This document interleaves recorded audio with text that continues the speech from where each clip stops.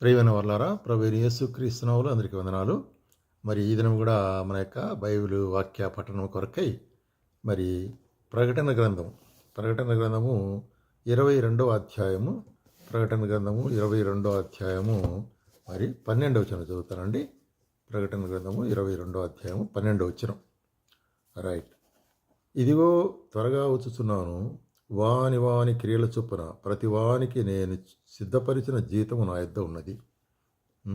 ఇక్కడ ఆఖరి మరి అధ్యాయం దీంట్లో ప్రకటన గ్రంథంలో ఏం చెప్తుంటున్నాడంటే ప్రభు యొక్క రాకడను గురించి చెప్తుంటాడు. మన ప్రభుని యేసుక్రీస్తు మనం రక్షించి మనం తన బిడ్డలుగా చేసుకుని లోకములో తనకు సాక్షులుగా ఉంచి ఉంటున్నాడు. అంత మాత్రం కాకుండా మనకి ఇచ్చినటువంటి మరి కార్యం లేక పరిచర్య మనం నిర్వర్తించాలని అనేక సందర్భాలుగా మనము చూస్తుంటున్నాం. అయితే నీవు నేను చేసేటువంటి పరిచర్య లేక ప్రయాసం అనేటువంటిది వృధాగా పోయేది కాదు. అందుకొరకే మన ప్రభువైన యేసుక్రీస్తు ఏమి మనకు వాగ్దానం చేస్తున్నాడంటే, ఇదిగో నేను త్వరగా వస్తుంటున్నాను అంటున్నాడు. వాని వాని క్రియల చొప్పున. కాబట్టి మన క్రియల చొప్పున, మన పరిచర్య చొప్పున, మన ప్రయాసం చొప్పున ప్రభు మనకు జీతమైనట్టున్నాడు అనేటువంటి కార్యాన్ని మరి గమనించవలసి అనుకుంటున్నాం. దేవుని వాక్యంతో మరి స్పష్టంగా ప్రభు యొక్క మరి మనకి ఇచ్చేటువంటి జీతాన్ని గురించి లేక ద రివార్డ్, పరిచయకైనటువంటి రివార్డు గురించి ఎంతో మరి ఖచ్చితంగా మరి చెప్పబడుతున్నది. చూడండి, దానియేలు గ్రంథంలో కూడా ఏమంటాడంటే, దానియేలు గ్రంథము 12వ అధ్యాయంలో ఇక్కడ మరి 3వ వచనం, బుద్ధిమంతులైతే ఆకాశమండలంలోని జ్యోతులను పోలిన వారై ప్రకాశించెదరు, నీతి మార్గమును అనుసరించి నడుచుకున్నట్లు ఎవరు అనేకులను త్రిప్పుదురో వారు నక్షత్రముల వలె నిరంతరము ప్రకాశించెదరు. ఇక్కడ ఈ సందర్భం ఏంటి, చెప్పేటువంటి కార్యం ఏంటంటే, ఎవరైతే మరి అనేకులను ఎక్కడికి మరి నీతి మార్గం అనుసరించి నడుచుకుంటూ తిరుపువారు, అంటే నీతి మార్గం అనుసరించి మరి మనుషులందరూ కూడా దుర్నీతి చేత తమ యొక్క మరి చూసినట్లయితే పాపం చేత దేవునికి దురస్తులంటున్నారు. కాబట్టి నీతి మార్గం తిప్పుట అంటే అర్థం ఏంటంటే, ఎవరెవరైతే మరి ప్రజలైన వారు యేసు ప్రభువును విశ్వసించి రక్షణలోనికి నడిపిస్తారో, అంటే ఎవరైతే ఆత్మను రక్షిస్తారో, ఆత్మను రక్షించే పరిచయలో ప్రయాసపడతారో వారు ఎట్లా ఉంటారట, దే విల్ షైన్. కాబట్టి ఏమంటున్నాడు ఇక్కడ, అనేకులు త్రిప్పుదురో అంటే నాశనం నుంచి కదా, నాశనం నుంచి మరి మరణం నుంచి మరి వారి యొక్క జీవితాలను తిప్పటం అంటే ఏంటంటే, మరి ఏ విధంగా దేవుని యొక్క నిత్య జీవాన్ని గురించి బయలుపరచుట, అదే స్వార్థ. కాబట్టి యేసుక్రీస్తు ప్రభువునందు మనకు నిత్య జీవం ఉంటున్నది. కాబట్టి ఆయన నమ్ముకున్నట్లయితే ఆయన రక్తం ద్వారా మన యొక్క పాపం క్షమాపణ చేయబడి మనల్ని తన యొక్క బిడ్డలుగా చేస్తాడు అనేటువంటి, అంటే నిత్య నాశనమునకు హేతువైనటువంటి యొక్క మనుషులందరినీ మరి నిత్య మార్గము జీవమునకు నడిపించుట అంటే యేసుక్రీస్తు వైపు లేక రక్షణ వైపు లేక పరలోక రాజ్యపు వైపు త్రిపుట అనేటువంటిది అది మరి యేసుక్రీస్తుని విశ్వాసం ఉంచినట్టు విశ్వాసుల యొక్క బుద్ధివంతులైనటువంటి వారి యొక్క మరి యొక్క చర్యగా ఉంటున్నది. అటువంటి వారికి ఎట్లా చూస్తున్నారంటే, ఆకాశమండలంలోని జ్యోతుల వలె, నక్షత్రముల వలె, అంటే ది విల్ బికమ్ స్టార్స్ కదా. స్టార్స్ అంటే తెలుసు కదా, ఒక చిన్న పర్ఫార్మెన్స్ స్కూళ్ళల్లో కూడా పిల్లలు పర్ఫార్మెన్స్ చేస్తే బాగా మంచి మార్కులు లేకపోతే మంచి విధంగా ప్రవర్తిస్తే వాళ్ళకి ఏమిస్తారు, స్టార్ 1 స్టార్ 2 అని ఇట్లా ఇస్తారు కదా, పిల్లలు చెప్పుకుంటూ ఉంటారు మన ఇళ్ళల్లో. కాబట్టి నక్షత్రముల వలె నీవు నేను దేవుడు మరి చేసేవాడుకుంటున్నాడు. ఎవరైతే మరి ఆయన పరిచయలో ప్రయాసపడతారో, సువార్త పరిచయలో ప్రయాసపడతారో వారికి ఇవ్వబడేటువంటి యొక్క బహుమానాన్ని గురించి ఇక్కడ చెప్పబడుతున్నది. అట్లాగే మత్తయి సువార్త 10వ అధ్యాయంలో మనం చూసినట్లయితే, మత్తయి సువార్త 10వ అధ్యాయము 27వ వచనం అండి. మత్తయి సువార్త 10వ అధ్యాయము 27వ వచనంలో ఏమంటాడు ఇక్కడ చూడండి, మనుష్య కుమారుడు తన తండ్రి మహిమ గలవాడై తన దూతలతో కూడా రావుచున్నాడు, అప్పుడు ఆయన ఎవని క్రియల చొప్పున వానికి ప్రతిఫలం ఇచ్చును.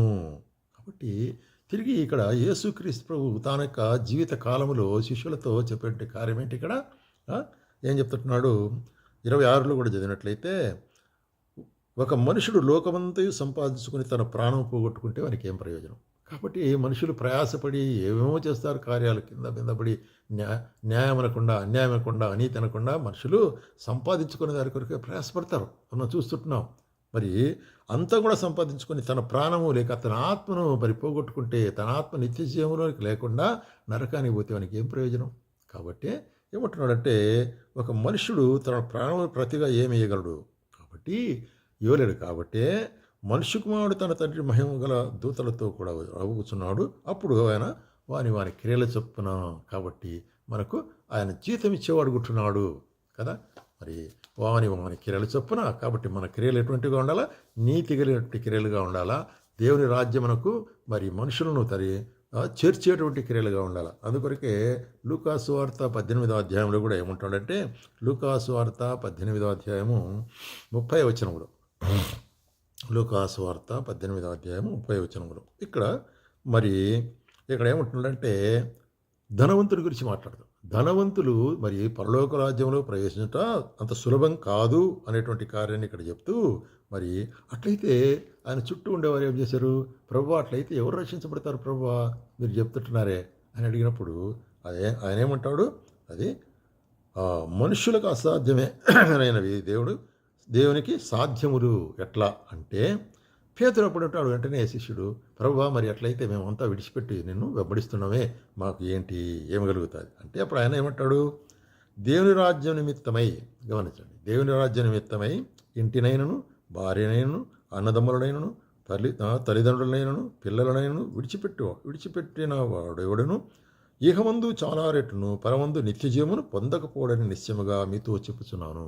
కాబట్టి ఇహమందు ఈ లోకములో కూడా బహుమానం ఉంటుంది, పరలోకంలో నిత్య జీవం ఉంటుంది.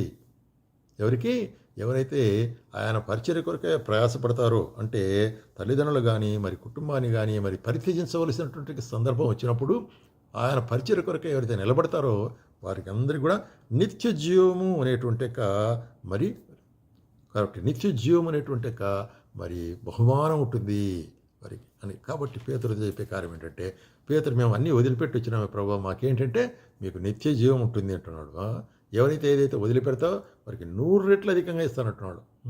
అంత మాత్రం కాకుండా నిత్య జీవం అనేటువంటిది. కాబట్టి 100 రెట్లు బహుమానం ఇవ్వబడేటువంటి కార్యము ఈ లోకంలో ఎవరు ఏ బ్యాంకులో కానీ మనం ఇచ్చిన డిపాజిట్కు 100 రెట్లు వడ్డీ ఎవరు. అయితే దేవుని వాక్యం చెప్పేదంటే కార్యం ఏంటంటే, ప్రభువే చెప్తున్నాడు, నువ్వు ఆయన కొరకై ఏది వదులుకుంటున్నావో, ఏ విధంగా ప్రయాస దాని కొరకై ఆయన 100 రెట్లు బహుమానం ఇస్తే దానికి యాడ్గా బోనస్ ఏంటి? నిత్య జీవము. కాబట్టి ప్రేమ సహోదరి, ఈ గొప్ప బహుమానం మనం ముందుండగా మనం ఎంత మరి ఆసక్తిగా ఆయన కొరకు పరిచయం చేయవలసి అనుకుంటున్నాం.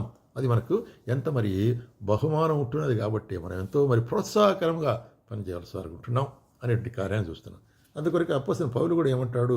1 కొరింథీయులకు రాసిన పత్రిక 3వ అధ్యాయంలో, 1 కొరింథీయులకు రాసిన పత్రిక 3వ అధ్యాయంలో ఈ యొక్క పరిచర్య గురించి ఏం చెప్తున్నానంటే, నేను నాటితిని, అపొల్లో నీళ్లు పోసెను, వృద్ధి కలుగు చేసిన వాడు దేవుడే. కాబట్టి వాక్యము విత్తబడుట అనేటువంటిది ఏం చేస్తున్నాను? నేను వాక్యాన్ని విత్తుచుంటున్నాను అంటే దేవుని వాక్యాన్ని చెప్తుంటున్నాను, మరి సత్యాన్ని చెప్తుంటున్నాను.